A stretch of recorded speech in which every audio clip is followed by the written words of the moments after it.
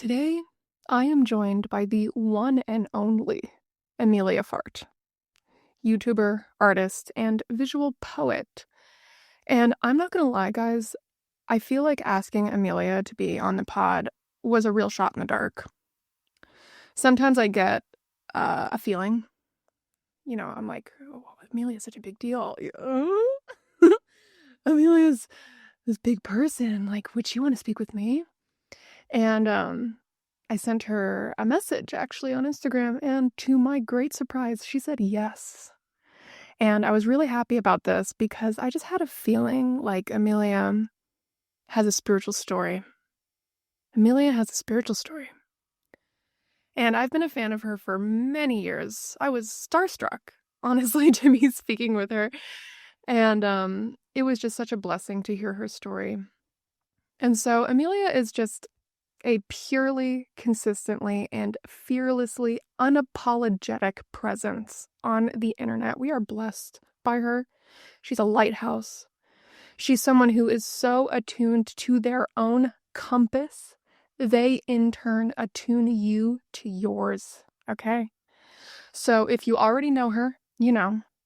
And if you don't know, you're in for a ride, and you're going to binge all of her YouTube content and possibly even sign up for her Patreon after this because she's such a gift. So let's get right into it. Okay, here we are. Hi, Emilia. Hi. Hi, welcome. Thank you. So this project has been evolving. I've just been trying to take messy action and just do it and not think it's so perfect. And yesterday I did another interview with somebody and I finally found the word that I was looking for, which is I'm doing spiritual biographies with people. Cool. And so I feel like the vibe that I have with wanting to learn about you today is almost like hearing your spiritual biography, the arc of the whole story, when it started, this sort of a feeling. But before we get into it, do you have a little win that you're proud of, in the last few days or something little that you're pleased with or proud of? I am trying new things creatively that really make me confront a feeling of being inferior or not enough or not good enough or stupid and stuff like that. So the fear of confronting that feeling or that not enoughness, the easiest thing to do, which I've done for a long time, is to just be stagnant and not try and not face it. So I am facing it and facing directly that feeling, which is super uncomfortable, but worthwhile because I try to think a lot about I think a lot about death and what do I want to do with my life, and in the long term I want to try to do different creative things, which means facing this uncomfortable feeling. Ooh, that sounds exciting. Yeah, that sounds tantalizing. Yeah, it's gnarly. It's gnarly and good. Yeah, gnarly and good. Gnarly in a good way. Yeah. Like really spicy food or something. Yeah, completely. Cool. My win feels like my partner's out of town for 12 days and we live with each other. We've been with each other for almost 2 years, and my win kind of feels like us. I feel so secure. I have no anxiety about him not being around. And just in my story, that feels like a win. I feel so secure. He doesn't need to call me all the time. I don't need to text him all the time. I'm just we're vibing. And then he does call me. And then I'm like, oh, I love you. And then it's okay, bye. There's just something really easeful about the security that I feel. And him being out of town feels almost kind of proving ground for me, being oh, I'm really secure in this relationship. Cool. Yeah, it's really healthy. Yeah. Yeah. It feels like my way. Has that not been your experience before? Absolutely not. No. Okay. He's also gone on longer trips like this too for 12 days in the past, and I've gotten in my head about it. So for it to come around like this again, I'm like, ooh, look at me. Yeah, that's really cool. That's really cool. Because the concept that you are going to keep experiencing the same lesson over and over again until you react to it differently, and you've gotten to a place. Precisely. Yeah, cool. Precisely. So that feels like my win. Yeah, amazing. Yeah. Well, let's get the spiritual biography party going. Okay, cool. I'd love to hear, like, how would you describe yourself, like, in a spiritual way, like a path or a practice or a way of being? What comes up for you?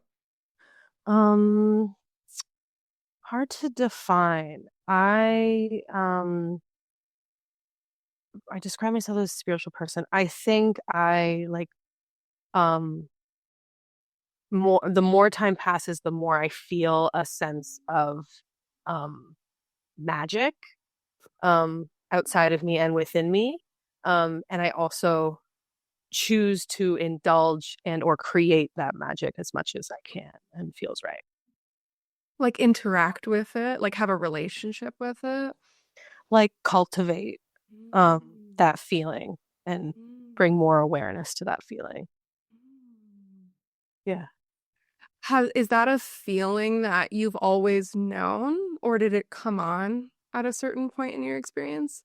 Um, After my dad died, which was in 2014, before then, I think I was suppressing a lot, just trying to um suppress as much like feeling and pain as I could.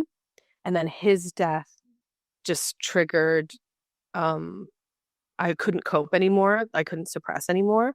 And the things that I had been through and tried to just pretend like they didn't happen or whatever. I had to deal with that and unpack it and feel it all.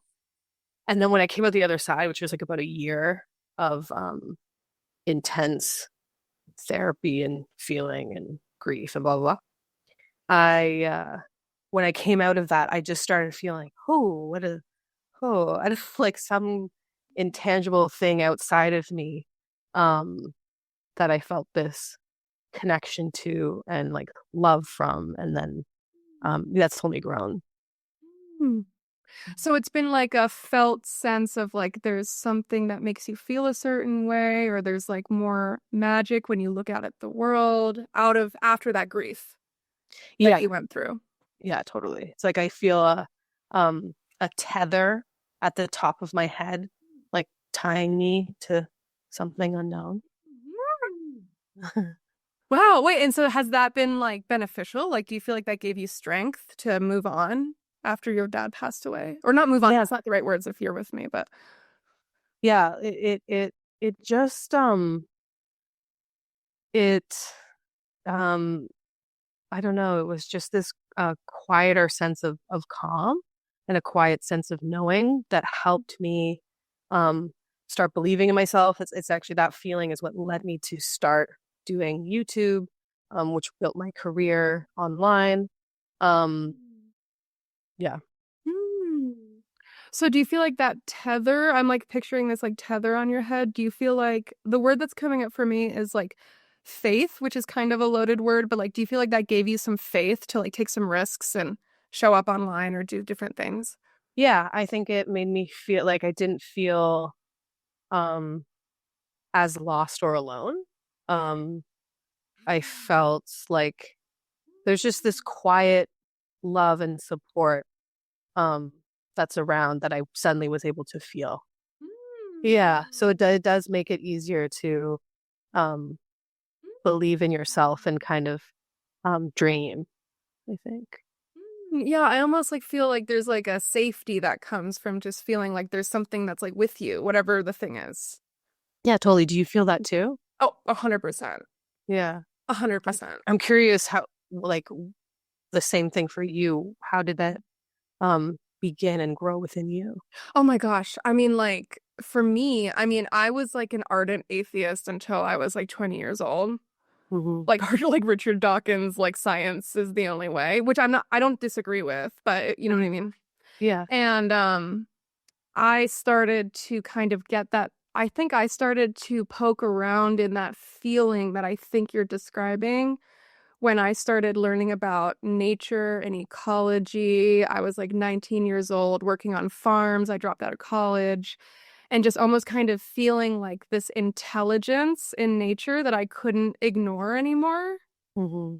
And I almost felt like over the years, this was like 12, 13 years ago, over the years, I started to feel that intelligence that I saw in nature, like walking with me everywhere I went. I don't know. Does that make sense? Yeah, yeah, it does. It's true. Um, like I have a friend who did mushrooms and she was like looked up at the trees and they were all connected. And she's not a trippy person and um she doesn't really believe in things outside of science.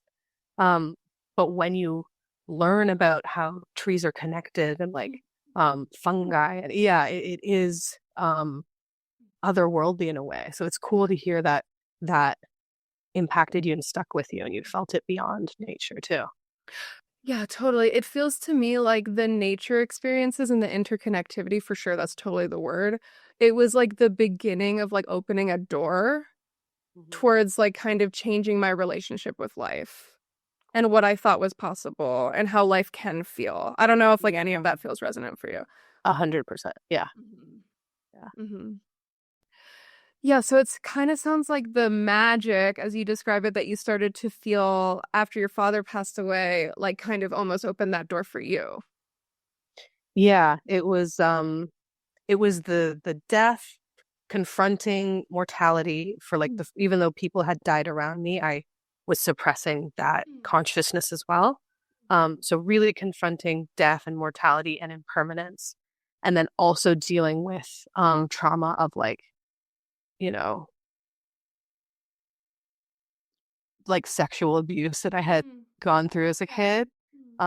And then I had a family member who was like um would get like have mania episodes and I was trying to um help them and deal with them, but it wasn't healthy the way that um I had been going about it. Anyways, a million things that Oh, happened to me. like the way you were approaching trying to help this person, like wasn't benefiting you or them, maybe? I don't know. Yeah, then the dynamic between us was just had gotten weird. Mm. Um, so yeah, just a million things that I hadn't dealt with and just suppressed. So It like put um the death of your father like put so much pressure on you that you like couldn't look away from some things anymore. yeah, it was like it put me off kilter and then my family member had another episode right after that. Um Mm. and that's what led me to start going to therapy. And then it was like a cork and everything came out and I felt it all. And um, I felt so intensely for a full year and it felt like it purged out of me. And like, I think after the purge and with the lightness of this feeling of magic, I think I wasn't consciously aware of it, but I was like, well, that's it. I'm healed and now everything is magical. But that's actually not the human experience whatsoever. And then this, Oh, there were more layers to it. of course. And then you're like, oh, what about all these other things that you've dealt with that you've also never like, you know what I mean? Confronted. So it's a forever thing. Um, but Oh yeah. Do you feel more comfortable in that forever space? Like, oh, maybe it's just gonna keep going. yeah, definitely. I think it's like almost exciting. Like, Yeah. yeah, because you're like, okay, well, um, I've learned that you have the capacity to actually confront the gnarl and feel the gnarl. So you can only really get better at that with time, I assume. Yeah. Like it's not as scary because you've gotten through so many things before. Yeah, and you've shown yourself that you can, that you're always going to be okay. Yeah. Wow. Well, okay, when you were like, okay, so we're calling it kind of like the magic feeling, and like, did you have any of that like when you were like a kid, or was this like a totally new feeling? I think as a kid, I I think I felt a like quiet sense of calm, like the same feeling I have now when I'm alone. I think I felt that like when I was swimming or playing in my imagination. Um, but I wasn't conscious of that feeling. What about you? Did you experience anything like that as a kid? Oh, totally. Yeah, like I say that like I was a staunch atheist until I was like 20 years old, but um when I feel like from birth probably until I was like 8 or 9, I was like hanging out in the raspberry bushes talking to the fairies kid, Yeah, yeah, yeah, yeah. which I think I would, this is kind of a big statement, but I think almost everybody goes through that. But like we just either look back on it like we were just being delusional little kids who like have imaginary friends or something, Hmm. you know? Hmm. Hmm. Whereas like now looking back on that, I almost feel like this is my spiritual tradition is classical tantra. So it's like a yoga philosophy tradition, and a lot of the work that we do is refining the ego. Hmm. And the ego is like the aspect of the mind that shields our awareness of God. It like literally is almost like putting a cloth over something that's always there. Hmm. Like the magic was always there. Yeah. For some reason, life presented you with a situation that forced you to take that cloth away. Hmm. And then more of the magic was available to you, but it was always there. That's just my perspective. You can take it or leave it. Yeah. But when I look back on like childhood, I'm like I just think that like the ego just starts developing more 10 and up. Hmm. And you just are not the mind kind of loses its capacity to like see that like sparkling, glimmering consciousness that is so real Hmm. when you're a little kid. So I don't know, does any of that feel resonant to you? Totally. Yeah. I resonate with the raspberry bush fairy conversation. It's definitely doing that shit too. 100%. And I think I wonder if like um social dynamics change so much. I feel from 10 and up, like middle when you start middle school, at least it was for me. And um the social pressure of like of looks and like sex gets involved, like puberty and horniness and social games and hierarchies. Um, that was my experience. Like that got introduced in middle school. So you're suddenly like thrown into this game that is so much about ego. Totally. Yeah. And like, no, I have a 9-year-old stepdaughter, so she's literally on the cusp of this. And I can see how she's starting to care more about what other people think. Yeah, yeah. And I think that's almost kind of what I'm hearing you say, where it's like you start going into middle school and then you start worrying, like, am I cool? Like, is anyone gonna like me? Is anyone gonna kiss me? Like this, like these sorts of thoughts. Totally. And it just Yeah. starts clouding everything over. But I think it's fine. It's not a problem. Yeah, It's yeah. just the human experience. Completely. I agree. Mm-hmm. Yeah. Yeah. So you kind of feel like maybe the magic was there growing up and then we naturally just age. And Yeah. it starts just kind of getting clouded over. I don't know. Yeah, yeah. I think I definitely resonate with that. I think um yeah, there was just too much going on um in my family and life, I think, as a teenager um to to connect with that. And that probably is an experience with most people as well. Um and then in my 20s I was just like numbing it, detached. Yeah. Definitely. Was your family religious or spiritual? No, my we would go to like church like on Christmas Eve. Um, but there wasn't really any other religious practice going on. My dad, he was I I really feel that a lot of my connection to this magic or hum, I also describe it as like this hum that um yeah, that I like that I hear within me and outside of me and in everyone. Like it's, yeah. Um, I feel that part of the reason why I'm able to feel connected with that is because of how my dad was. Um, he was like quietly profound. He reminded me of Winnie the Pooh, and he was um, very philosophical and very spiritual. Um, but he didn't share that part of himself super openly. Like he was never trying to push it on anyone. It was just this quiet sense. Um, he had an experience. Um, when he was in his early 20s, where he was reading a lot about philosophy and questioning God and questioning the possibility of something outside of him. And he had this moment where he was planning on going to law school at the time. And he was in bed and he was openly talking. And he said, if there is a God, if you prove to me that you are real, I will dedicate my life to, I'll be a priest. Um, and but you have to prove it to me. And he said he began floating above his bed, like 5 feet above his bed. And he said, okay, I believe you, I believe you. And he fell back down. And he didn't end up sticking to his word by his, how you retell that. And he did become a lawyer and he didn't become a priest. And he said he always felt regret that he didn't go through with his side of the deal. And I know, really? yeah. And I know people would discount it like, oh, you were in bed, you're probably dreaming. Like, but the way he told it, he wasn't someone who talked about anything, though he was quietly profound. He wasn't talking about metaphysical things. He wasn't talking about trippy things. He was actually quite conservative a person. So I know this was such a real experience for him. Oh, right. Just knowing his like nature and his character, like that whole thing was like out of character, so to speak. Yeah, exactly. Believe it more. Completely. Mm. And yeah, he always just felt like he had this tether to something.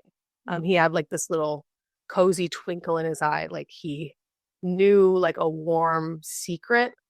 And though he wasn't saying it directly, you felt that from him. So it was like comforting just to be around him. Yeah. I love that. Literally in my head before you said it, I was like, it's like he knew its secret. Yeah, yeah. I can feel that. Oh, is there anything about that way of being that you saw in him that you want to feel in yourself? Yeah, I think totally. I think I started feeling that after he died, like that more that connection. Um and that I don't know if I have the same thing that he had in that way, Right. but I did make a Patreon video talking about I had this health thing that I went through this year where I was confronting my own mortality and I ended up being fine. But I really was confronting my own mortality, and in that confronting um some like gnarliness that I had when my dad died and that I hadn't confronted. Anyhow, so I was talking about him in that video. And some people were like, I see some of the things you're saying. I like see that in you. And I was like, oh, that feels like such a really meaningful compliment. Oh, Yeah. that makes me so happy. Mm. Wow, it's so beautiful. Yeah, man. Wow. Well, your father passed away in 2014, and so now it's been 10 years-ish almost, right? Mhm. And so you opened this door of magic, this tether awakened itself to you in your experience. And then what's happened in the last 10 years? Like, how have you tried to go deeper into it? Like, how have you been playing with it? Yeah. Like it's a long time period, so. It is. um, so there's been moments of like I got this feeling. It was in he died in 2014 and it was in 2016 when I really started feeling like, like just um this quiet hum. I love the hum. I love that. Yeah. And um it was just like a part of me that I felt. And it wasn't um yeah, it wasn't something that I really like thought about or focused on a lot. Um, and I would have these experiences like my mom got me for Christmas a 2 sessions in the sensory deprivation tank. So I went in one the first one, and I just like pretended to be a mermaid the whole time, and it was just like thrashing around, and it was super fun, but like nothing weird. The second time, I'm being a mermaid again for the first half, and then the second half, I somehow like my essence leaves my body, and I'm like floating up out of the world into space, and I'm this point of light, um, like a star, and there's all these other stars, points of light around me. And I'm wondering, I'm like, okay, well, I want to go like hang out with them, these like other points of light. Um, I feel alone, like I want to go be with them. And then there's this like voice that's like, it explains that I am them and they are me. So in some sense, you're always alone, but in another sense, you can never be alone because you are all each other. Yeah. And I there were other things that happened, but that was the main thing that stuck with me. And I float back down into my body, and the session ended. And when I came out of this pod into the room where you have to shower and put your clothes back on and whatever, I was laughing hysterically like a crazed madman. And because it was just so clear, it was so crystal clear that um everyone is exactly the same. We are all the same, and all the illusions that make us believe that we're separate, and different, and that everyone is an other, is all an illusion. And that when we die, when we leave this plane, all of that will be lifted, and we'll be like, oh, of course, like, haha, like it's you. Um, we're all together in it, and we're all the same. And it was just so clear, and I was like, it was just so funny. It was just I had this clarity of how funny it is that um we have this illusion of separateness, and how much we believe it, and we like dig our heels in, and we're like, no, you're bad and you're an other and you're not like me. And just how silly it was, like very human but so Oh, funny. totally. So you feel like you were laughing because you could feel the absurdity? Yeah, the absurd, like it's so Mm. funny. It's just like it was so genuinely hilarious. And I was like, and I just had the sense in the moment. I was like, well, how am I gonna be a human now? Like, how am I leaving this room and I'm gonna go function? Like, I'm like everything is so clear. And I left the room, walked down the hallway into the main area, and as soon as I made it through that hallway, it all disappeared. Like the feeling disappeared. I still had the memory, but that I was a human again. It was like I had this lift, and then it just went right back to like, oh, and now I'm normal. Oh, whoa. I know. I was like, okay, well, that like takes away the question of like, how am I going to function now? I'm just like, Totally, the right back question to got answered normal. immediately. Yeah, right back to normal. Because I don't think I'm like, thinks, rare souls are meant to have that complete dissolution of ego and that complete like kind of separateness from humanity. But I don't think I'm supposed to be human and Yeah. split. And yeah. Right, yeah, but it also makes you wonder if you had stayed in that state, could you have even functioned? No, I've heard of people who are super enlightened, and like I think as removed from ego as you can be as a mortal, and they don't really experience being a human in the same way. There's not the same level of joy, there's not really excitement. It's just very like temperate. Oh yeah, that's totally a possibility. I know exactly what you're talking about. Yeah, yeah. Hmm. But I don't think we're necessarily meant to have that as the goal. Oh yeah, totally. The way I look at it is like consciousness. Okay, like whoa, we could like go into a whole thing with this, but it's like it's kind of like if um if this realm wasn't meant to be experienced, it wouldn't exist. Mm-hmm. Mm-hmm. Like it's almost that simple. And so it's like there on some level, if you get into the philosophy of it, yes, there is a transcendental reality. Like that's what you experience. Mm-hmm. Was the transcendental reality. That's real. Where like you're just a bliss orb and your body is such a joke. Yeah, And like it's like, wow, I can't believe I thought that's what I was. I'm actually like all of these orbs, totally. right? Like that's the transcendental realm. And then there's also the immanent. And it's like having the body, going through the joy, going through the sorrow, Mm-hmm. being in the pleasure, being in the pain. Mm-hmm. And so it's kind of like if things weren't meant to be experienced, it wouldn't be happening. And so I almost kind of feel like consciousness created this game because it's just ravenous for more experiences. Mm-hmm. That's my point of view. Mm-hmm. And so I almost hear you saying kind of like I don't, there's possibilities of enlightenment or flavors of enlightenment that don't seem very exciting to me because I'm trying to like just incarnate and like really enjoy this Yeah. experience of being alive. Yeah, And that's completely. Yeah. the consciousness experiencing itself. Like, I borrowed this from a Sufi teacher, but he says, "Are you giving God a good ride?" Just through your eyes. Mm-hmm. And so I almost feel when I'm speaking with you, like you're on this, like, I want to give God a good ride. Those are like just words. I don't know if that feels resonant, but Totally. Yeah. I love how you said that. I love um hearing about um your perspective with spirituality because um I feel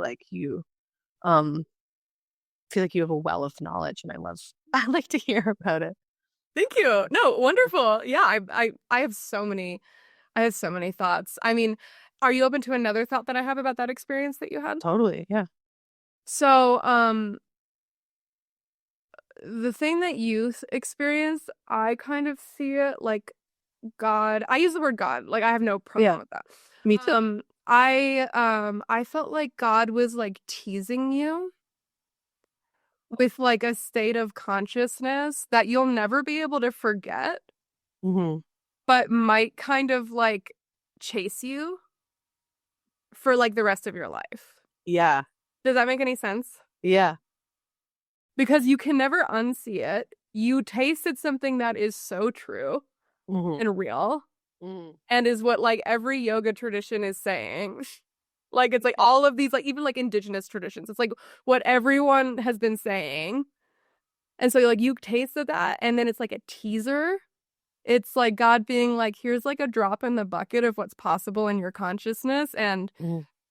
you're going to move through the rest of your life kind of like courting that in different ways Mm-hmm. and going deeper towards that or not, depending on what you feel called to do. Does that Yeah. feel like Completely. anything?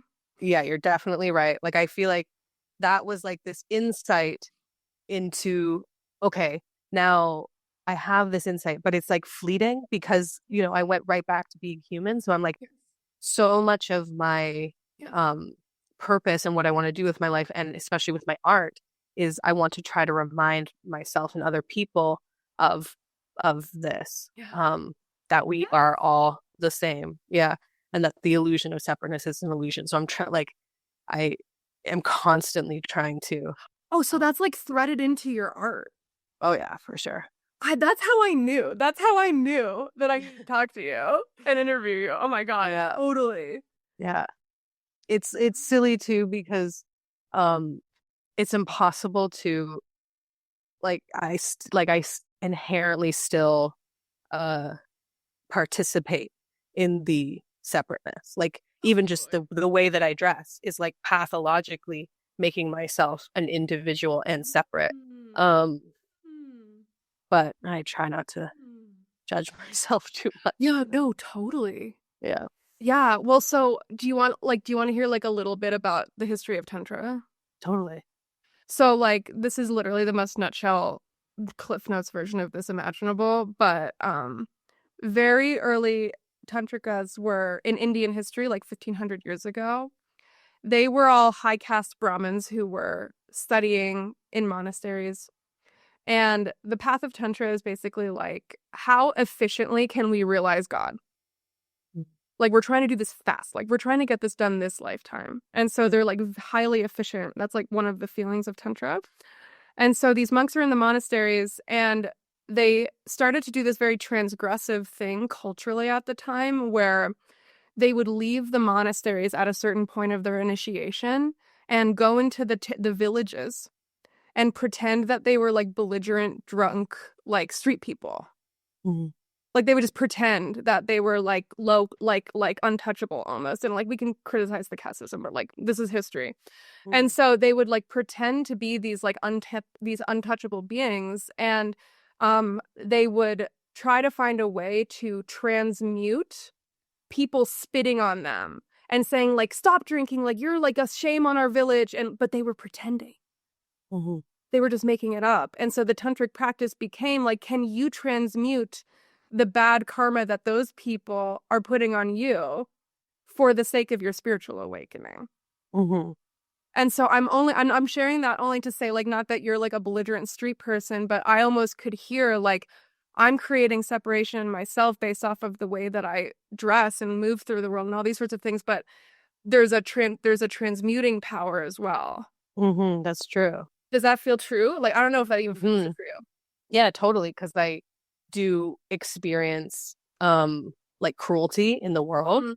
Um, and it is that process. How do you like kind of absorb that, let that go? And then also like how do you not then point at that person who's being cruel to you and be cruel back? How can you uh like still see them at that as that point of light even when Totally, yeah, they 'cause they're the orb.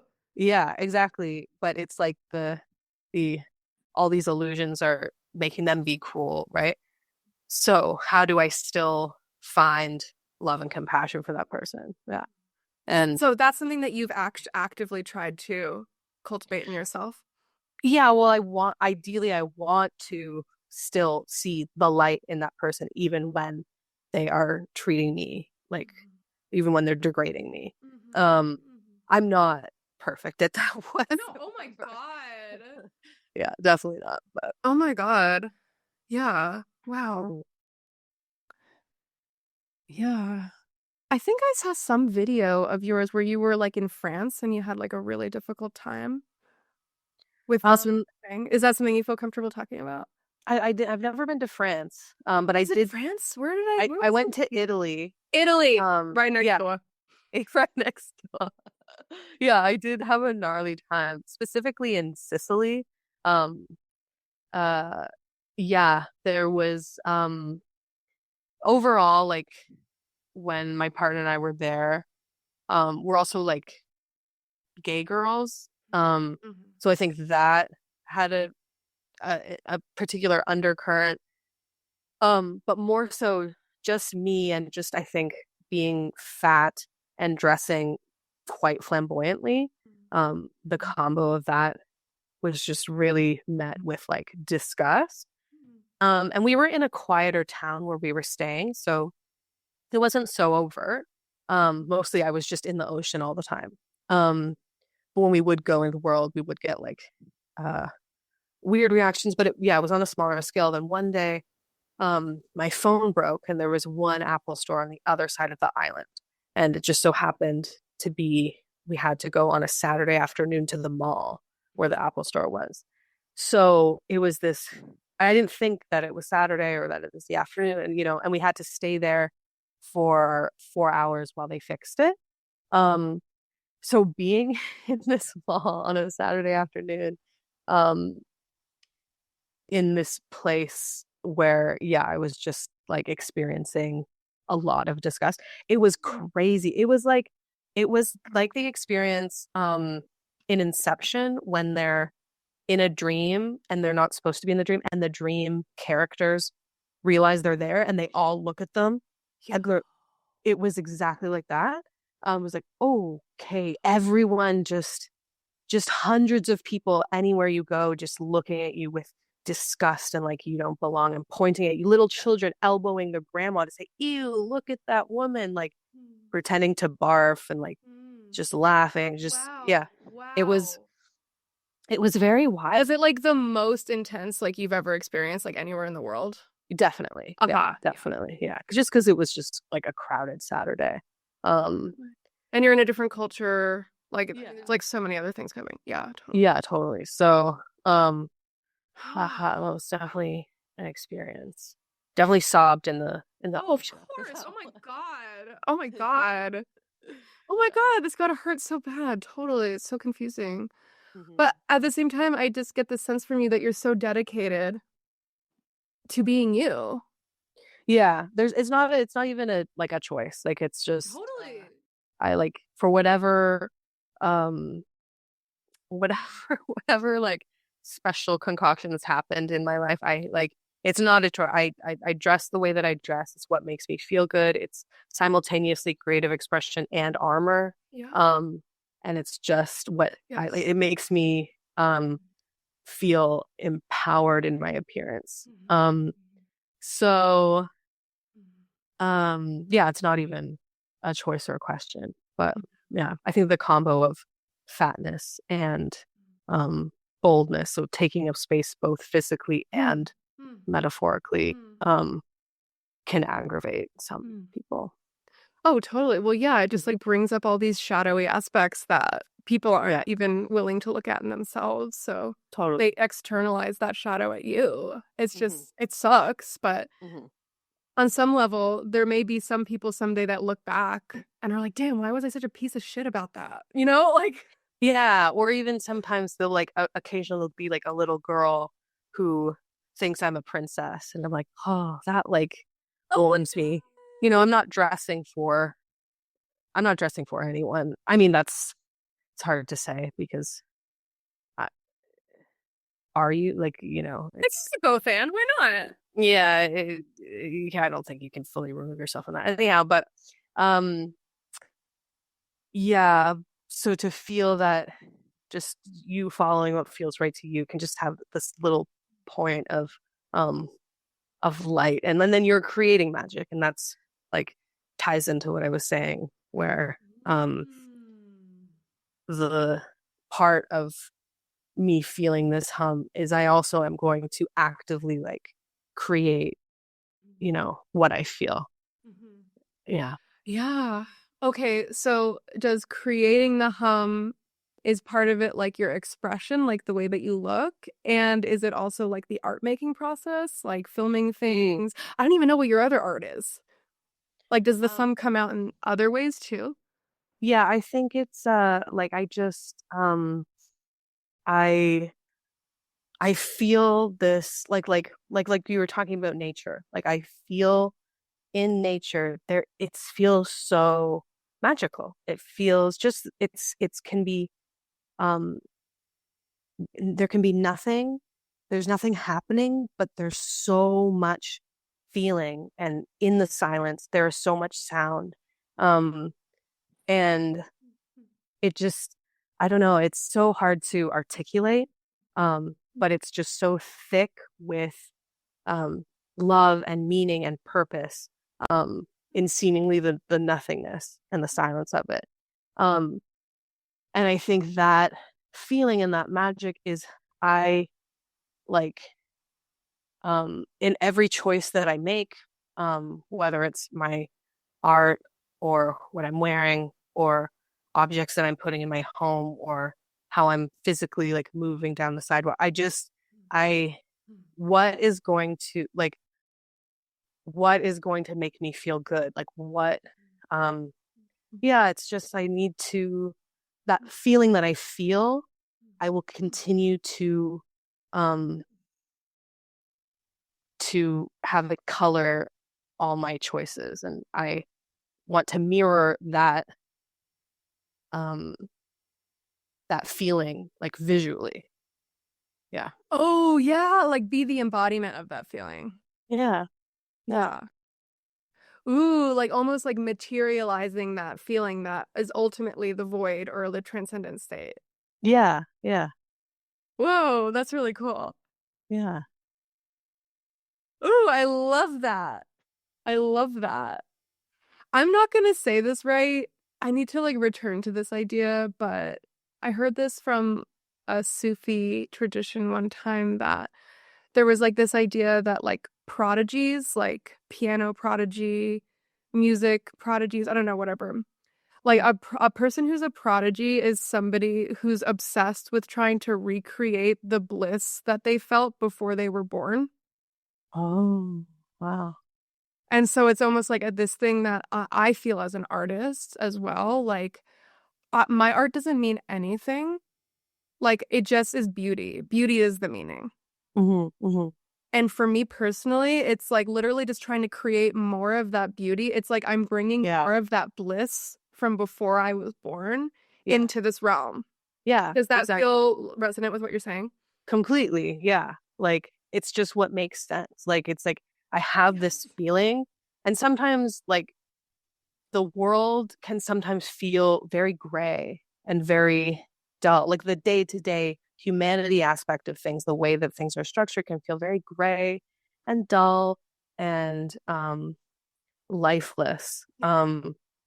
So but that doesn't make sense to me. Like I understand why it exists, I understand the practicality of it, but it also I'm like, but that's not real. Like Right. that's not the truth. That's not So like my favorite option. Like there's actually so many options. yeah, and there's just this like, what about the other side, and what about color and vibrance and weirdness and whimsy and like uh and that's not just going to be out there. Like you have to create that and cultivate that. Yes. So that's what I do. It's not like I'm consciously thinking these things, but that's what I'm doing. Oh yeah. Yeah, it's like the unconscious motivation or something, or like the Yeah. impulse that keeps guiding you. Mhm. Mm. Hmm. Yeah, I used to have a landscaping business in like a previous lifetime this life, and I was a professional gardener. And um when I started doing that work, I almost started to notice gardens everywhere. Mm. And like even in like the medians of like roads, like there would be like a Yeah. bunch of like petunias or something, you know. Yeah, yeah. But it's like I started to notice that everywhere because that's what my work was. Hmm. And then I often would think about like um even like commercial landscaping or like landscaping in like a city park or something. It's like people don't notice that it's there until it's not there. Hmm. And that's like one of the values of kind of like bringing beauty and art into the world is like we if it's like when people say like art's not like a real job, like it's not bringing any value into the world. It's like, brother, do you go to the movies?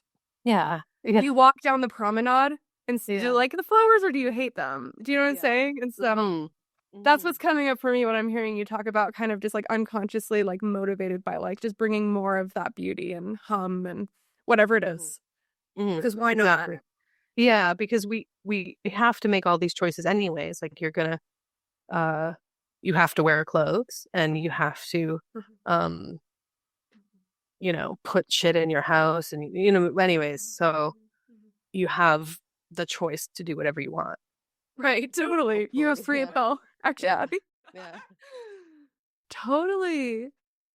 Well, wait, can we go back to like you were talking about like almost like the creativity that comes out like in the void and the nothingness? Is that kind of what I Word. was hearing you say? Yeah. Do you have any like like ritual or like structure around cultivating that, or is that just something that comes and goes?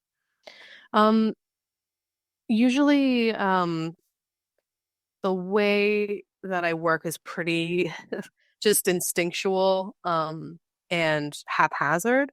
So I'm not someone historically who yeah, I'm just going by what feels good. Very little like like training or like Totally. education is going into the things that I'm doing or art that I'm making or whatever.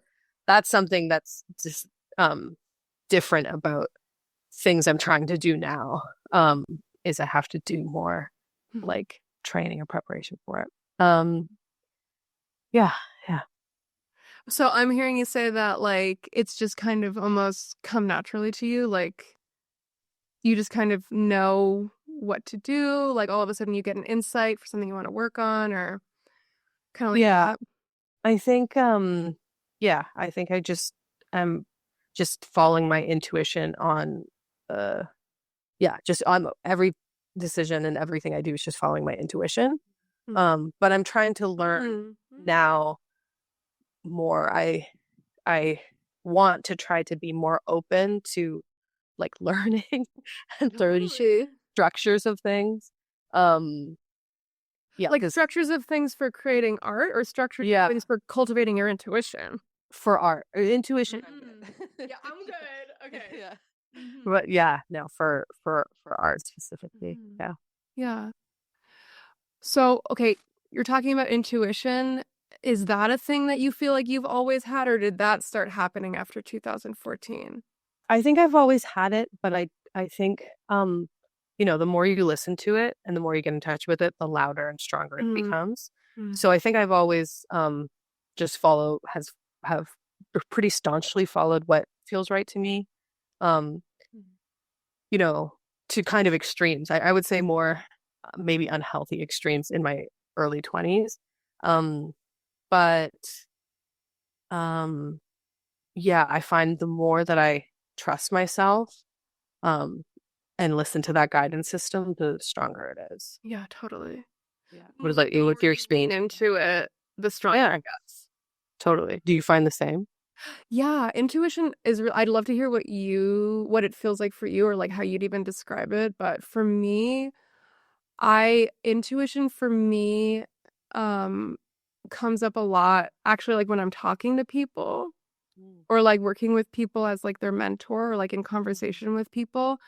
Intuition to me appears in the form of a metaphor in my head mm, or a word, mhm, like just like a word. And so like if somebody's like speaking to me, all of a sudden I'll see a dog digging a hole like crazy in my head. mm, mhm. And then like I'll say to them like, I hear you talking this and I almost kind of feel like you're stuck between I'm either digging this hole like a dog or I'm taking a nap. Yeah. And the person's like, "Yo." And I'm like, "I don't know, I'm just saying the thing that happened in my head, dude." Yeah, yeah. Or it'll be like a word. It's like somebody will be talking and then all of a sudden I hear like anxiety in my head and I'm like, "You sound really anxious about that." And they're like, Mhm. "Yeah." I don't know. So that's kind Yeah. of how intuition comes up for me. And then I also have a lot of like I've learned the hard way that I need to listen to my gut. Hmm. And so I trust that more and more and more as I get older. That's good. Yeah, I feel when you're describing your intuition, I felt that from you in this conversation. Wait, really? Totally. Oh, that's so funny. Thank Yeah, you for because the feedback. there's moments that um I felt you doing both of those things. I'm like, oh yeah, very seen. It definitely feels like this like otherworldly like connection or voice coming through you for sure. Oh, cool. Okay, cool. I hope that feels good. Yeah, totally. It does. You feel seen. Yeah, totally. Oh, thank you. Yeah. Yeah. Yeah. So for me, it's like I hear a word or I see a metaphor. Hmm. Metaphor is like so powerful for me spiritually, but also like for you, can you describe it in that way? Like how it comes in? Um, Definitely gut feelings. And it's like also I just instinctually when there's a question, it's all there's a distinct yes or no, like always. Mm. Um, and sometimes I don't understand it. Like sometimes I'm like, what about this thing? And it's like no. And I'm like, but why? Like that doesn't make any sense. But it's like almost always right. Um, Mm. It's like so a voice or a feeling. It's not even a word. It's just like a feeling of no. Or do you hear yes? no, it's like I hear yes or no. Uh-huh. Um, yeah, and it's all like not always because I think sometimes the yes or no is fear. So you have to kind of discern where it's coming from. But when it's not a fear answer, it's like always been right. Mm. Even when it doesn't make any sense to me. Um, so I think yeah, just kind of trusting that and honoring that and discerning. Um, yeah. Yeah. And then the feeling too, like with people particularly, like I'll get a feeling. Um, like it's Yeah. yeah, like it's completely not based on anything. It's just like, yeah, how do you is sometimes my not often, but sometimes my energy will just completely be closed and want to push someone away. Like Not somebody that you're like meeting at a party or somebody in your community. yeah, like I'm yeah, I'm thinking of like a partner of a sibling from the past. And it's just like it's not And then were you possible. right? Like you find out later that like maybe you were right? Yeah, of course. Totally. But it's not even that I think like that those people are bad people or anything. It's just, you're They're not sensing for you. yeah, something's afoot. Yeah. Yeah. They're not for you. Mhm. Yeah. Do you have any familiarity with human design? A little bit, but I'd love to know more. Yeah, I'm like super not an expert in this at all. I've been Hmm. learning about it recently, and almost like the way that you're describing your intuition sounds like splenic awareness. Mm, I have splenic intuition. cool. And the spleen, it's like different we don't need to spend a ton of time on this, but like maybe like later on you'll be like, "Ooh, I wonder what that is," and maybe look Yeah. it up. But like splenic awareness is like how there's different awareness centers, and so it's how you're supposed to make decisions. Okay. And some people are emotional, some people are sacral, some people need to like soundboard things. And then there's like the freaks who are splenic. And the splenic awareness is literally in the moment you're hearing the yes or no about something. Right. Okay. And so I'm like hearing you say that, and the thing is like it's splenic authority people don't honor that yes or no, it fucks up their life. But they might not even know it. Oh, okay. But it Yeah. sounds to me like I've also intuitively always had that. Hmm. I think there's maybe some people with this splenic awareness who like don't even know it, and then they find out and they're like, "Oh, now I feel more balanced in my life," or something. So, but it sounds like that's Okay. always been really strong for you.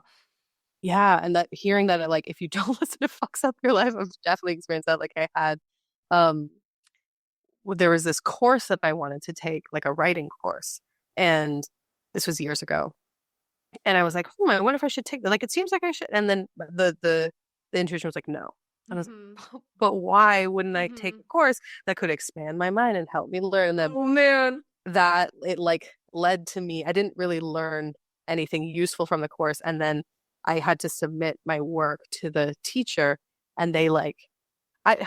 It's my interpretation was that they just were like this piece of writing shouldn't exist. That's what I interpreted from what they said. Probably it wasn't that harsh, but Totally, it totally. made me feel so dejected that I didn't write for years afterwards. Oh, So right. So that was like counterproductive. yeah, so the intuition was legitimate. Yeah. Oh man, so you can feel that. Like if I don't listen, Yeah, yeah. consequences. So definitely important to listen, even if you don't understand Hmm. why. Yeah. Hmm. Hmm. Oh yeah, Do you totally. do you find that too? Oh, definitely. Yeah, definitely. I don't even know if I couldn't pick out a story in my head right now, but I think for me, I base so many decisions off of how I feel about it. Yeah.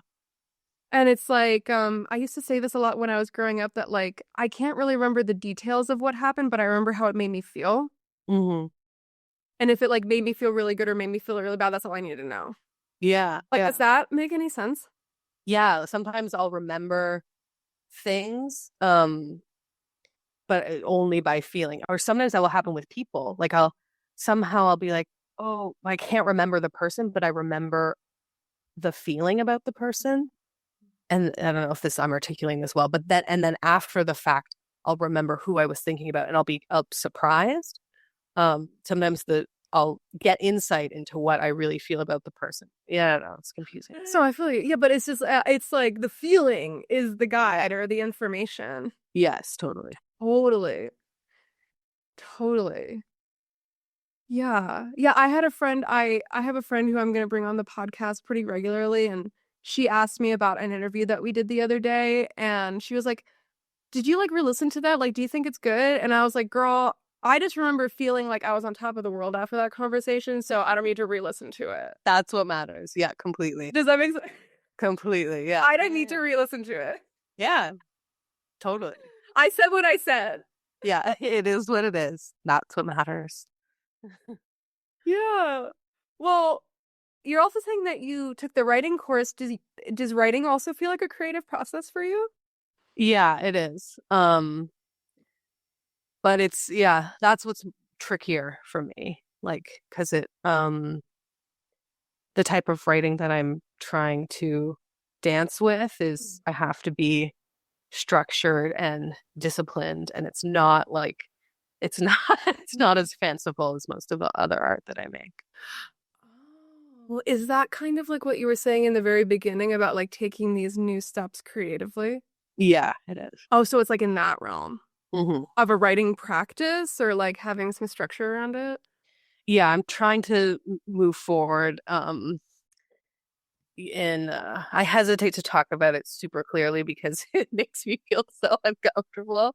But I, it's just, yeah, no, it's just, uh, it's more structured writing, like within an industry that needs. You can't just be like a poetic little angel where things don't make sense.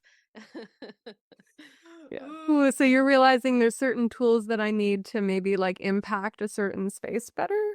Or Yeah, yeah. I just need to um yeah, I'm gonna have to like approach art differently if I want to mm, move forward with it. Yeah. mm. That sounds exciting and terrifying. Yeah. And scary. Yeah. And this is hard for me. Yeah, well, yeah, maybe it feels hard and scary because you are such an intuitive gut instinct being. Yeah, it's true. Does that Yeah. feel true? Yeah. So it's like I can't it's more than just that. Like it Mhm. has to I need to put more into my noggin to really Mhm. make it happen. Yeah. Mhm. Yeah, I feel that. Yeah, I feel that. I can kind of relate with that because 2024 was actually like a really difficult year for me creatively hmm and in my work, and I literally just realized why recently. And the reason why is because like I teach about religion and spirituality, and I've been training in my spiritual tradition for 10 years, so I have a lot of knowledge that's just like baked in. hmm And last year, I literally hit this ceiling of what I'm able to teach without having to do any further study. Right. And so I thought like there's something wrong with me, or I thought I don't want to do this anymore, or I thought Mm. like, like, oh God, I can't keep going like this. Yeah. And the realization that I've had is like, oh, it's time to hit the books. Yeah. Yeah. I don't know if that feels resonant at all, but it's like Completely. if I want to keep doing this thing that I really value, hmm I have to kind of face my thing of like, oh, I need to start learning again. It's not that I don't value learning. hmm I think I just didn't even realize that I hit the ceiling of what I already knew. I don't know if that makes Yeah. sense.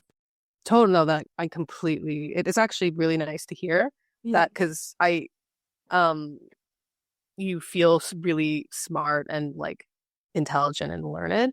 Um, so I think hearing you say that you're like, oh no, I just need to learn more. Mhm. Um, honestly does help me to hear because sometimes I feel a little bit stupid intellectually. Hmm. And that, yeah, and it makes me want it kind of makes me not want to learn more. It's just this weird circular thing of just yeah, not feeling good enough. But I'm in the same boat. Like I need to I think because I do things so instinctually and from intuition that it's just everything feels largely effortless and natural. Um, but this does not. But I want to be open to that. And yes, I need to be more open and less um egoic of like, oh no, I need to learn more and that's okay. Mhm. Yeah. Yeah. Yeah, and I love having like a healthy amount of discomfort in my experience. hmm I think it just builds character. I think there's probably like a better way to say that, but it's like that also like not being totally satisfied with where I'm at. Yeah, Just like a little bit of that totally. is good for us. It's good for the Yeah, realm. It's like totally. good for like everyone. Yeah, I agree. I think Mhm. discomfort is something I struggle with. Like I have to, I have OCD, and Mhm, mhm, a mhm, lot of the work on it is learning to be mhm, more comfortable with discomfort and letting go of the illusion of control. So that's mhm. something I'm Oh, totally. consistently working on. Yeah. Oh, totally. Totally. Totally. Totally.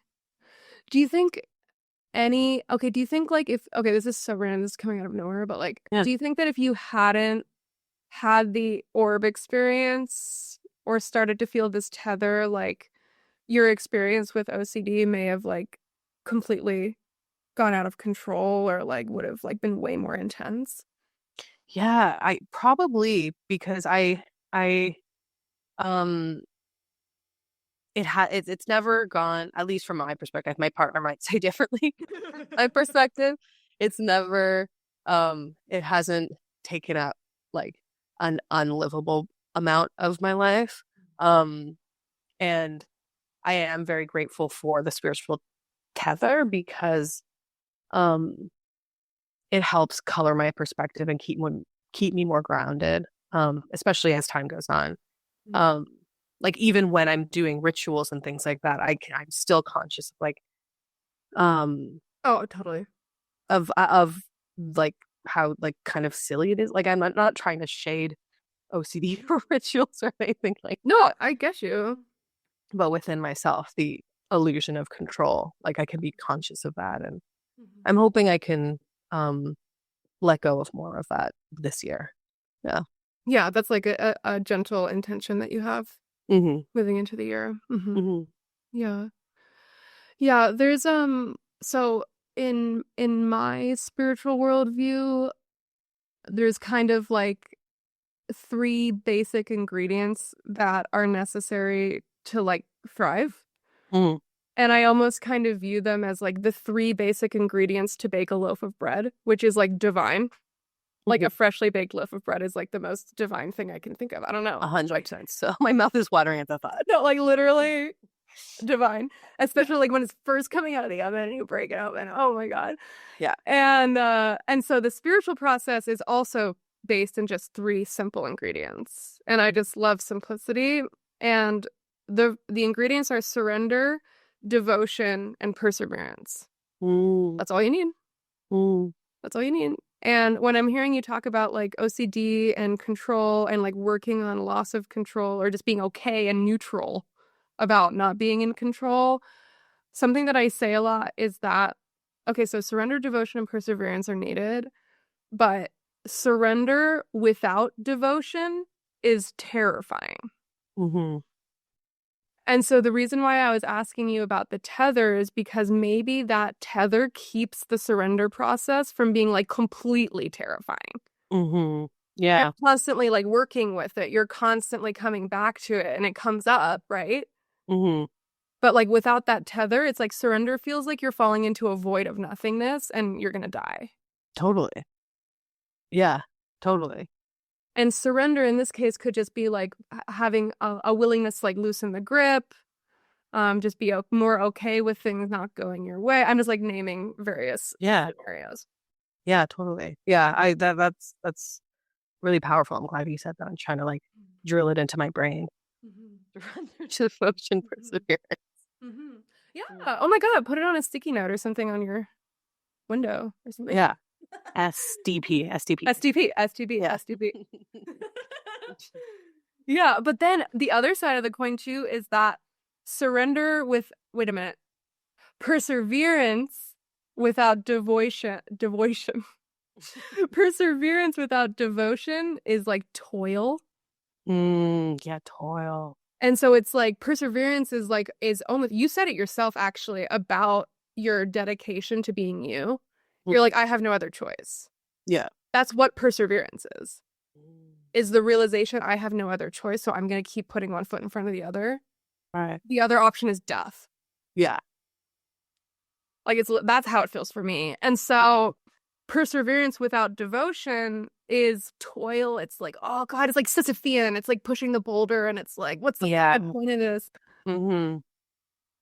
And then devotion with perseverance together is like collaboration with like life and like the evolutionary process. Mm-hmm. And like lifting the realm and like being like, I have a partner in this. I'm not alone, like you said. Yeah, totally. That's really nice to hear. That helps me feel comforted. Good. Oh my God. I hope that's something good that you take away from this. Totally. Yeah. Thank you. You're welcome. Mhm.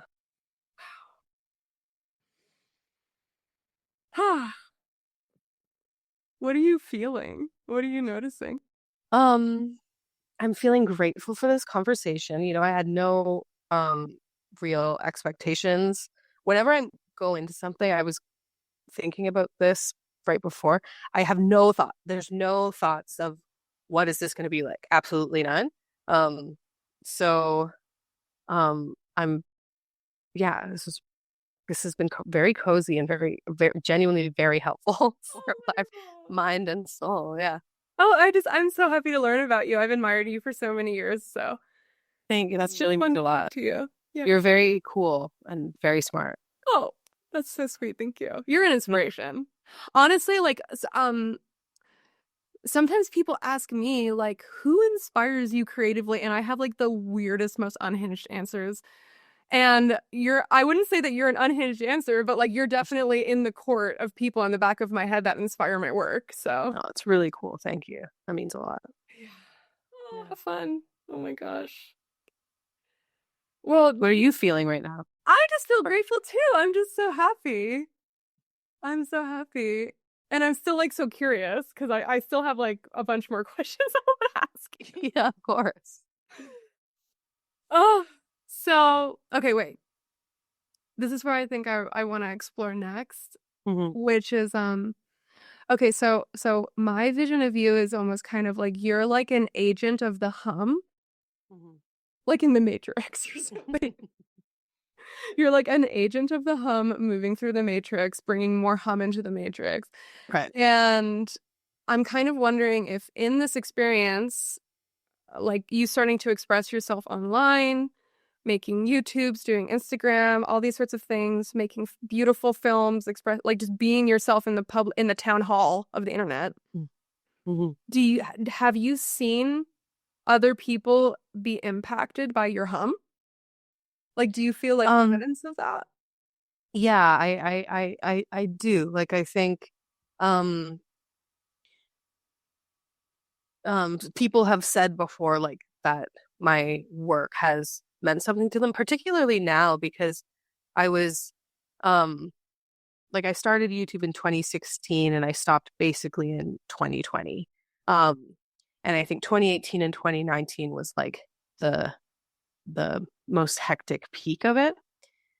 And now I'm seeing people who watched my videos then who are now older and they're saying that like they saw my work at a pivotal time in their life and that I helped them um like be more true to themselves or feel more free or like yeah, I meant something to them in their adolescence and like that is so profound to hear um and so meaningful and like uh I tear up almost every time I see something like that because it really yeah, it's like humbling and it's so profound because all I want to do with my life, I think about it constantly, is like, I'm gonna die. It's death is inevitable. What do I want to do with this time? I don't think I have any interest in having children. I love my nieces and nephews. I don't think I'm meant to have children. I don't feel drawn to it. Um, yeah, what do I want my impact to be? And it's the ripples that I make with my life and my art. I would love, yeah, to help people feel more free, um, more connected to themselves, and maybe the hum as well. Um, Oh, totally. Like best like at the bare minimum, just more free to express themselves. yeah, totally. Yeah, totally. Yeah, and maybe feel more free and believe in themselves. So any time I have any kind of small moment where someone says something even remotely related to that, yeah, it's so profound I can't even fully like drink at it. Yeah. Yeah, like you can't even like fully receive it because you're like, oh my God, this is like Yeah, because a it's so precious meaningful. gift. Yeah, completely. 100%. Yeah. Yeah. I actually think that's like one of the social media is like a poison apple or something. It's or I don't even know how to explain it. It's like social media is like this thing that can either ruin your life or make your life incredible. It's like a Yeah. razor thin line. Does that make sense? Totally. Yeah. Mm-hmm. And I feel like on the side of social media making your life incredible, it's like literally just like becoming a space where people can see that there's other options Yeah. for how Yeah. to exist. Totally. And like they might see like you for like 5 seconds even, but Mhm. like that impression of you just sparks a possibility for them that they'll go chase Yeah. and will be their journey. Do you ever think Yeah. about it like that?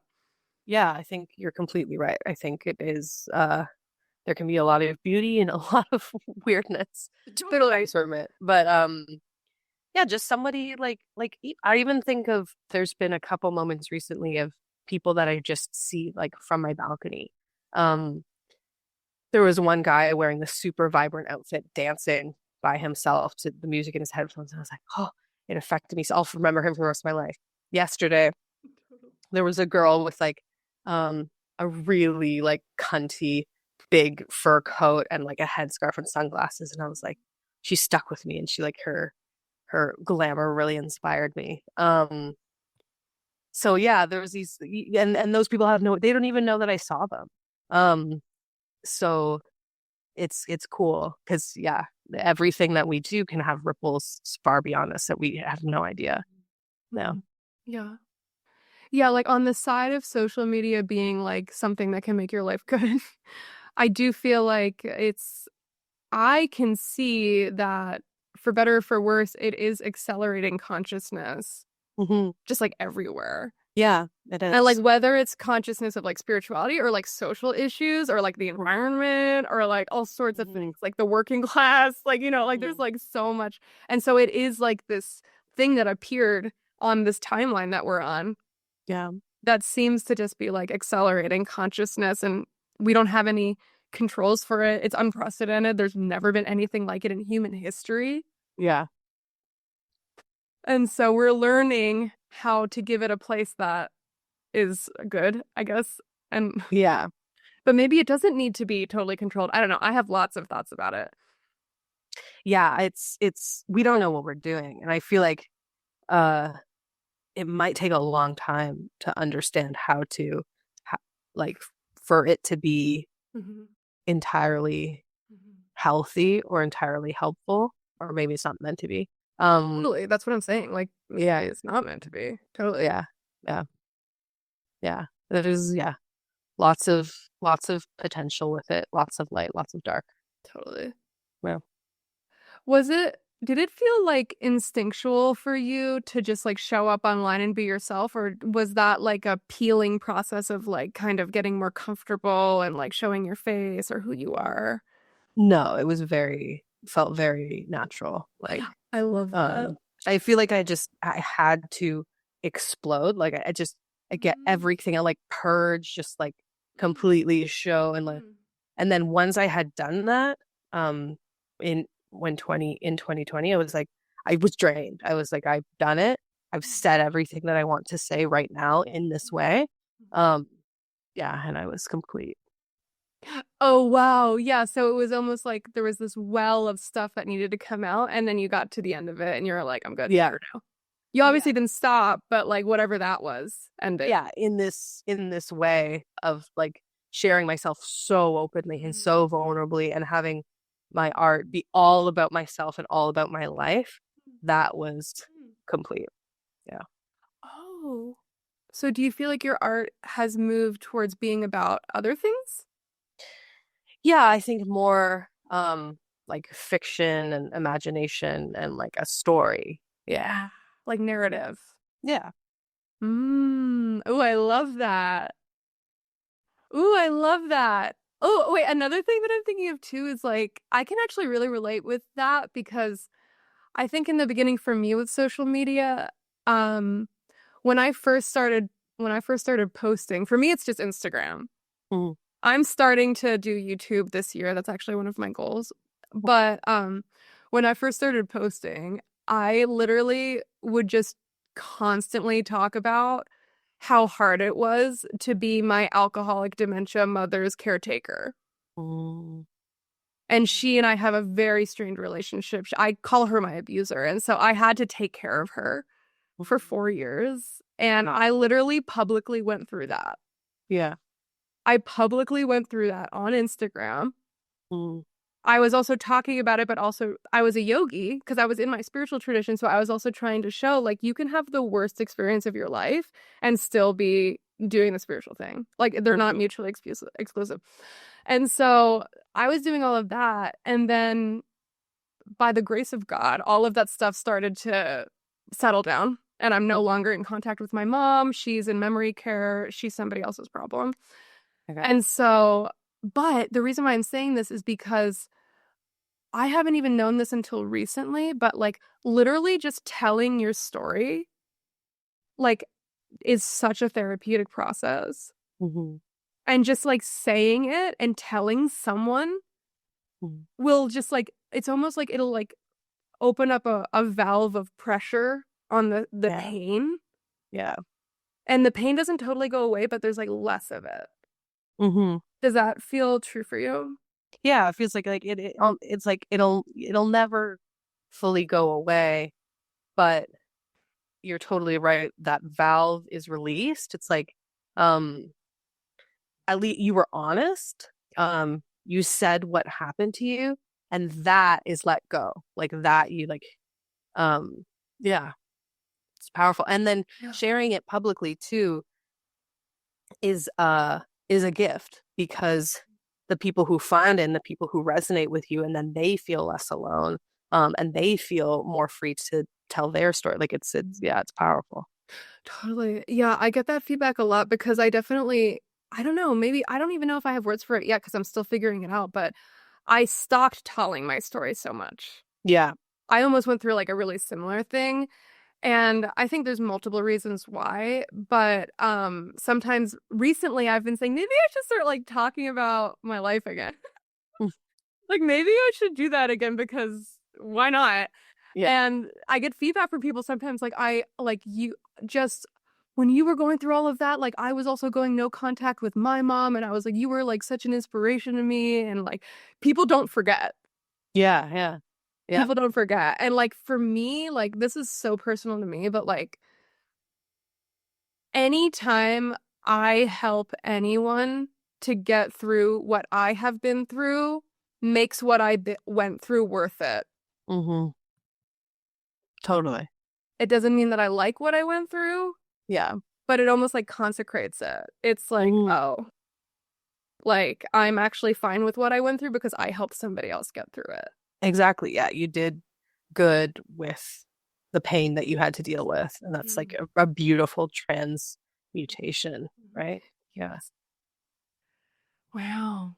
I'm noticing so many like parallels. Yeah, totally. I feel it.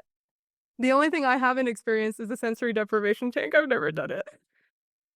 You should do it. Like, yeah, who knows what was gonna happen? Because like I said, I was just a mermaid for most of the time, but I was still was cool. My sister, who is also very spiritual, she did it as well, but she got out like 20 minutes in and just wasn't vibing and just blow dried her hair. But she said she had a spiritual experience blow drying her hair. There we go.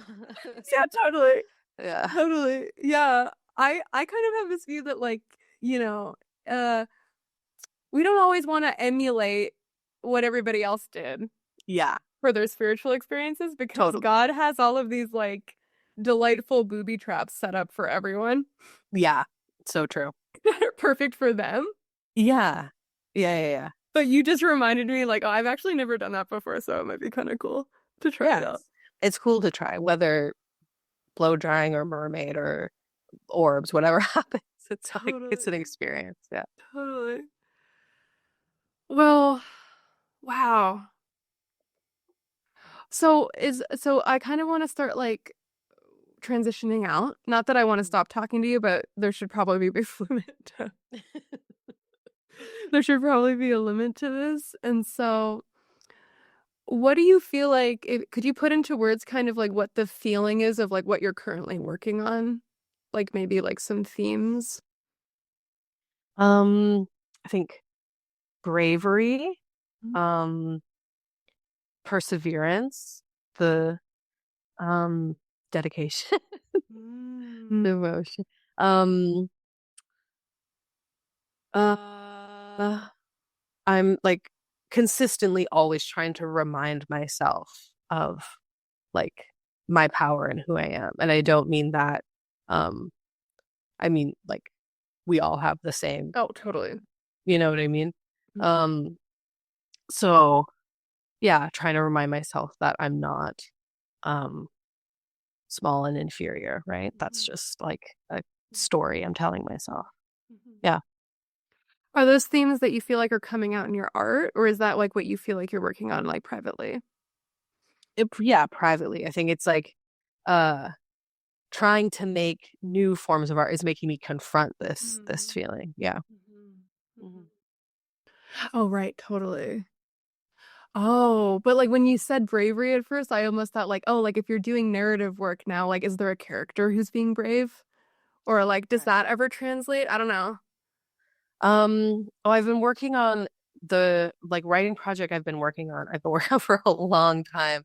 So it's not it doesn't reflect what I'm going through currently. Um, Gotcha.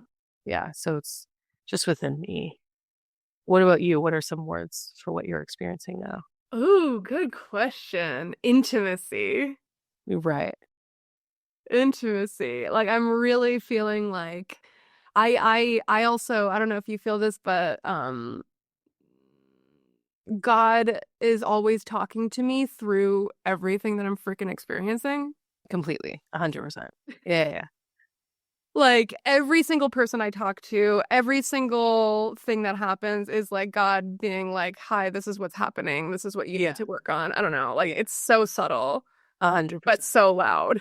Yeah, yeah, yeah, yeah. I feel that so much. It's so subtle and so loud. And I was interviewing this other guy named Rami the other day, and we didn't record this, but he told me that he had a dream about me before our meeting, and he's a shaman who like is actually like a serious practitioner. And he was like, I had a dream about you before we met, and the dream was I was meeting up with you to record our interview, but like in person, but we were meeting up in this like empty hall or something that was like all white on the inside. And when me and my wife showed up, we walked in and we saw you like fiddling around with like setting up your computer to interview me on Zoom. But it was like dream logic, so none of it makes sense. Yeah. And they see me like fiddling around with the lighting, trying to get everything good for the podcast. And they observed that like I was setting up the lighting so that I was backlit. And they kept saying like we can't see your face. Mm-hmm.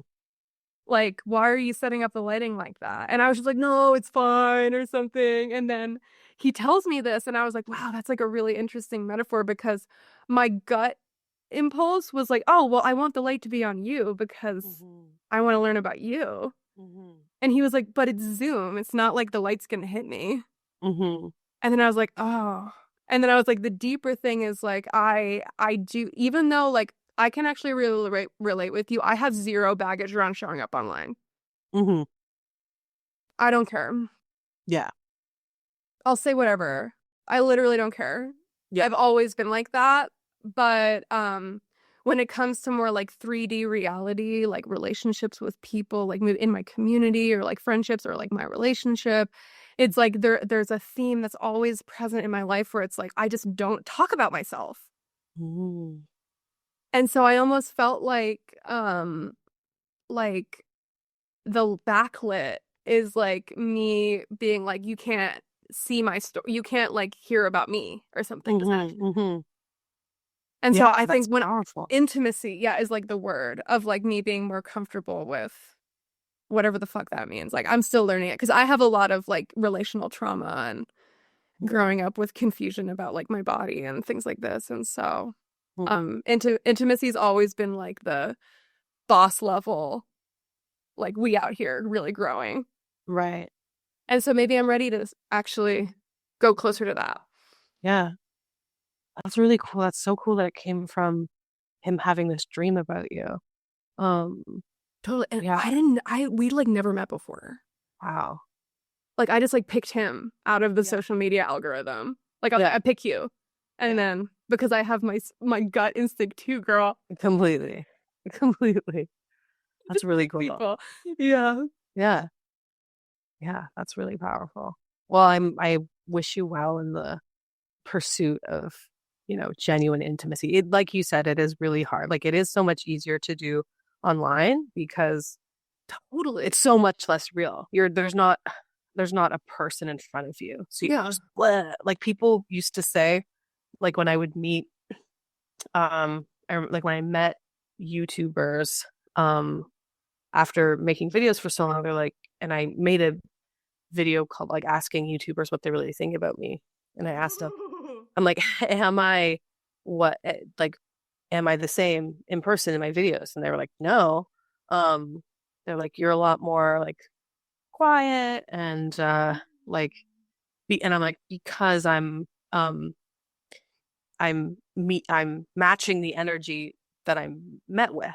But when you're online, when you're filming yourself, there's no matching energy. It's only the energy that you want to put out. So Oh, you just said thing. You just put it into words for me. Thank you. That is so yeah. real. So it's just whatever energy you want to have, which is so freeing. And then that's what helped me. I realized I had so much more in me when I was expressing myself with not another person directly there. Um, it feels really good in a lot of ways. But I think there is a lot of power in figuring out how can you access that more when there's somebody directly in front of you. I'm still figuring that out as well. Mm-hmm. Yeah. Yeah. Oh my gosh. What's coming up for me is like, oh my God, thank you for saying that. That just puts so many pieces together. Totally. I'm almost like hearing you say that you're like more quiet in real life, and like I can really relate with that too. I've always kind of attributed that to like I'm just observing. Yeah. Like I can be very like observant. It's like when I walk into a room, I need a few minutes to like vibe check. Yeah. Hmm. But I think like I'm just gonna speak for myself. I feel like a lot of that for me is like sometimes that quietness is like I have to like inspect my surroundings to make sure that I'm like okay. Yeah. That you're safe. Yeah. Yeah, and so I feel like for me, like yeah, like intimacy is the key word for me, but also just kind of like being more fearless and like trying to find a way to feel more safe Yeah. faster. Yeah. Yeah.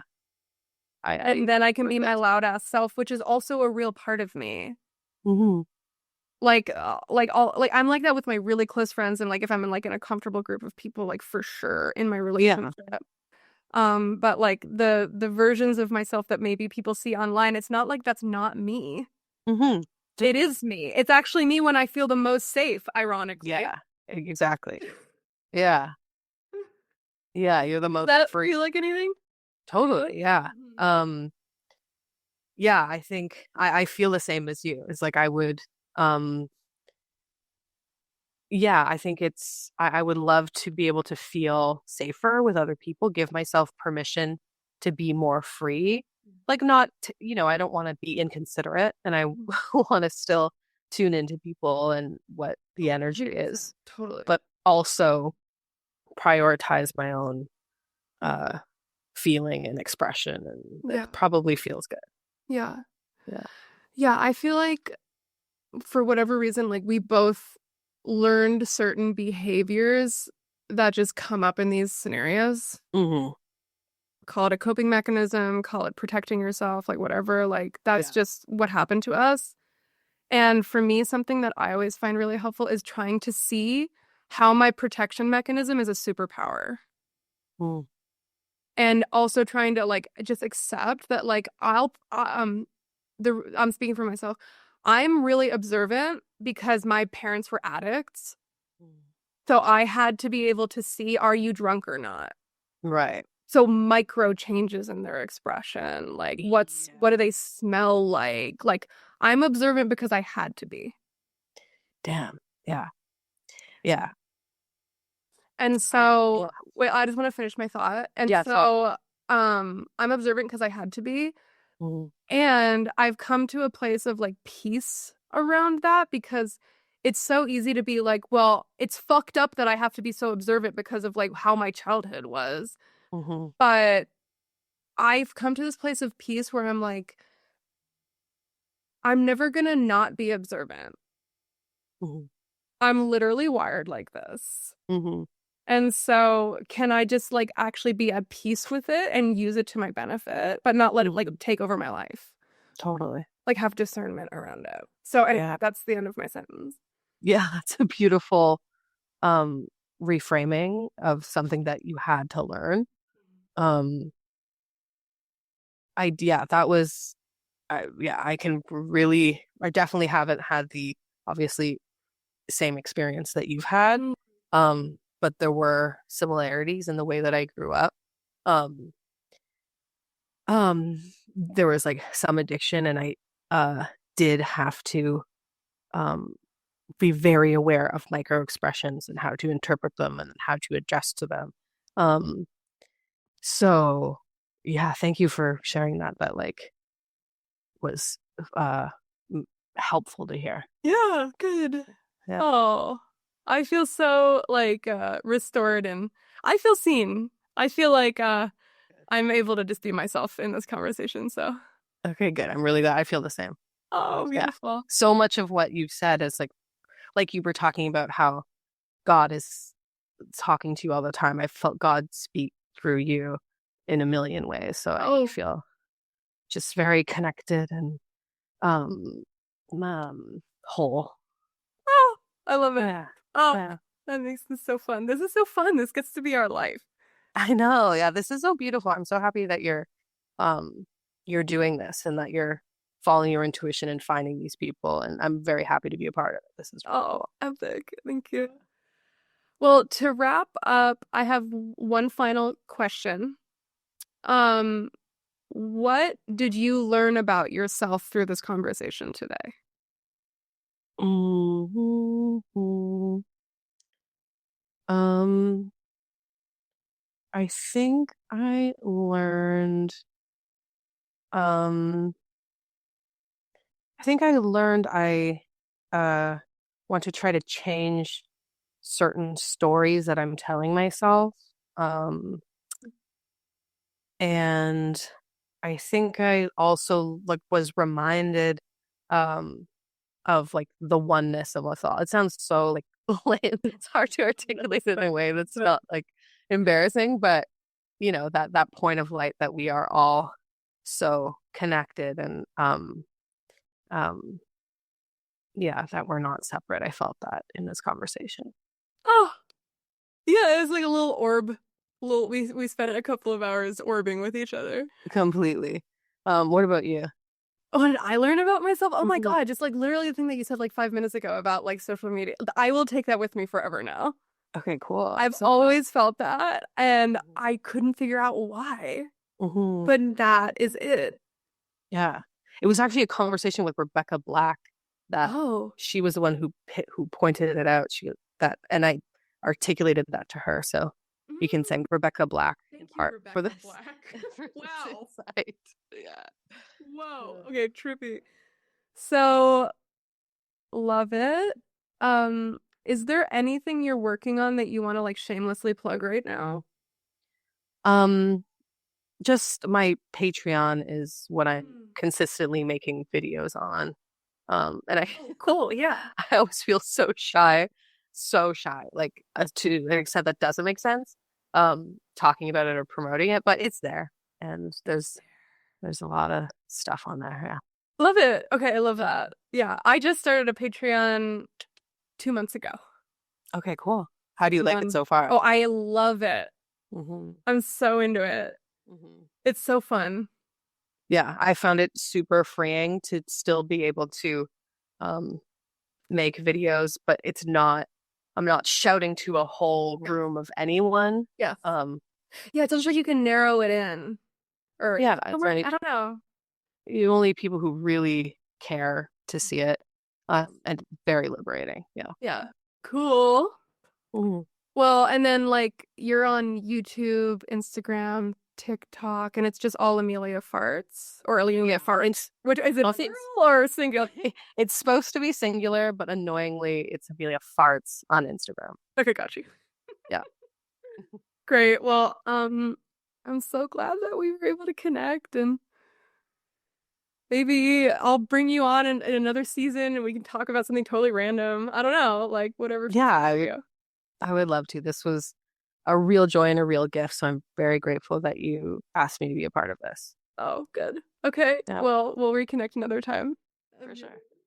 Hit not record anymore. Okay, bye everyone. All right, that's a wrap. Thank you so much for listening.